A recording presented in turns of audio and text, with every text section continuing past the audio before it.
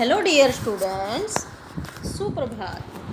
कार्यपत्रिका 2, इसमें आप सबसे पहले अपना नाम और कक्षा अध्यापिका का नाम लिखेंगे।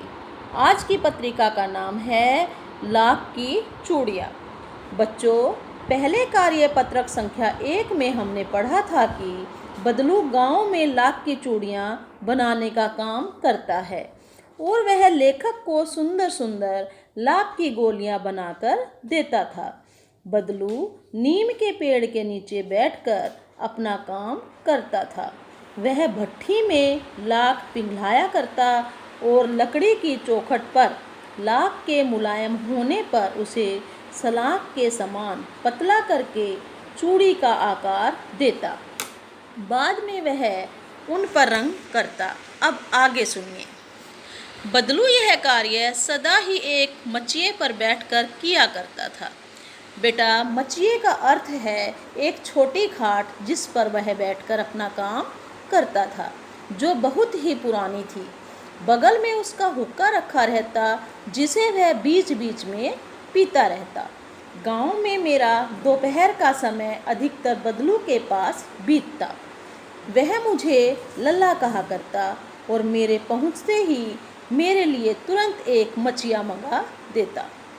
मैं घंटों बैठे बैठे उसे इस प्रकार चूड़ियाँ बनाते देखता रहता। लगभग रोज ही वह 4-6 जोड़े चूड़ियाँ बनाता। यानी बेटा, हर रोज वह कितनी चूड़ियाँ बनाता था? 4 या 6 जोड़े चूड़ियाँ बनाता था। पूरा जोड़ा बना लेने पर वह उसे बेलन पर चढ़ाकर कुछ क्षण चुपचाप देखता रहता, मानो वह बेलन न होकर किसी नववधू की कलाई हो। बदलू मनिहार था। मनिहार का अर्थ होता है बेटा चूड़ी बनाने वाला या चूड़ी बेचने वाला। चूड़ियाँ बनाना उसका पैतृक पेशा था और वास्तव में वह बहुत ही सुंदर चूड़ियाँ बनाता था। उसकी बनाई हुई चूड़ियों की खपत भी बहुत थी। उस गांव में भी सभी स्त्रियां उसकी बनाई हुई चूड़ियाँ पहनती थी। आसपास के गांव के लोग भी उससे चूड़ियाँ ले जाते थे, परंतु वह कभी भी चूड़ियों को पैसे से नहीं बेचता था। उसका अभी तक वस्तु विनिमय का तरीका था। वस्तु विनिमय का मतलब होता है बेटा एक वस्तु को देखकर दूसरी वस्तु लेना, यानी कि पैसे में वो चीज़ नहीं बेचना। और लोग अनाज के बदले उसे चूड़ियाँ ले जाते थे। चूड़ियाँ वो अनाज के बदले में दिया करता था। बदलू स्वभाव से बहुत सीधा था। मैंने कभी भी उसे किसी से झगड़ते नहीं देखा। हाँ, शादी विवाह के अवसरों पर वह अवश्य जिद पकड़ता था। जीवन भर चाहे कोई उससे मुफ्त चूड़ियाँ ले जाए, परंतु विवाह के अवसर पर वह सारी कसर निकाल लेता था। आखिर सुहाग के जोड़े का महत्व ही और होता है। मुझे याद है मेरे मामा के यहाँ किसी लड़की के विवाह पर जरा सी किसी बात पर बिगड़ गया था और फिर उसको मनाने में लोहे लग गए थे। विवाह में इसी जोड़े का मूल्य इतना बढ़ जाता था कि उसके लिए उसकी घरवाली को सारे वस्त्र मिलते, ढेरों अनाज मिलता, उसको अपने लिए पगड़ी मिलती और रुपए जो मिलते सो अलग। यदि संसार में बदलू को किसी बात से चिढ़ थी तो वह थी कांच की चूड़ियों से। बदलू को किससे चिढ़ थी बेटा? कांच की चूड़ियों से। यदि किसी भी स्त्री के हाथों में उसे कांच की चूड़ियाँ दिख जाती तो वह अंदर ही अंदर कुढ़ उठता और कभी तो 2-4 बातें भी सुना देता। तो बेटा, इसमें आपने ये पूरा गद्यांश पढ़ लिया है। अब इसके कुछ नए शब्दों के अर्थ यहाँ पर मैं आपको बता रही हूँ। मचिया का मतलब होता है बैठने के उपयोग में आने वाली सुतली आदि से बुनी छोटी चकोर खाट। मनिहार चूड़ियाँ बेचने वाला। पैतृक का अर्थ होता है बेटा पूर्वजों का पिता से प्राप्त या पुश्तैनी। वस्तु विनिमय का मतलब होता है रुपयों या पैसों से न खरीदकर एक वस्तु के बदले दूसरी वस्तु लेना।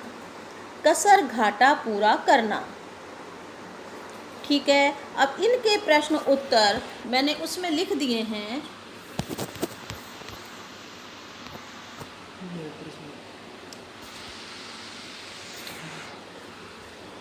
प्रश्न नंबर 1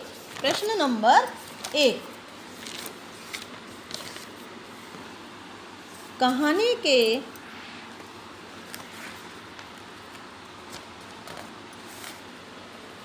बेटा गद्यांश के ये प्रश्न हैं, इसके उत्तर मैं आपको बता रही हूँ।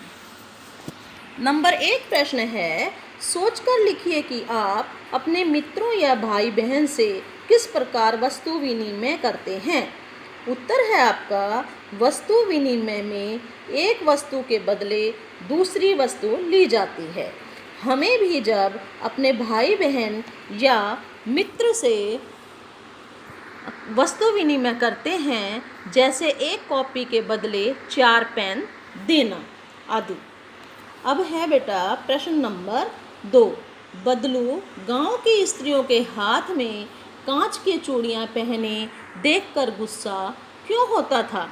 उत्तर है बेटा, किसी भी स्त्री के हाथों में उसे कांच की चूड़ियां दिख जाती थी तो वह अंदर ही अंदर कुढ़ उठता और कभी कभी तो 2-4 बातें भी सुना देता, क्योंकि उसे कांच की चूड़ियों से चिढ़ थी। उसे बुरा लगता था कि स्त्रियां लाख की इतनी सुंदर चूड़ियों को छोड़कर कांच की चूड़ियां पहन रही थी। बेटा प्रश्न नंबर 3 है, कहानी में आई किन पंक्तियों से पता चलता है कि बदलू को अपने काम से बहुत प्यार था।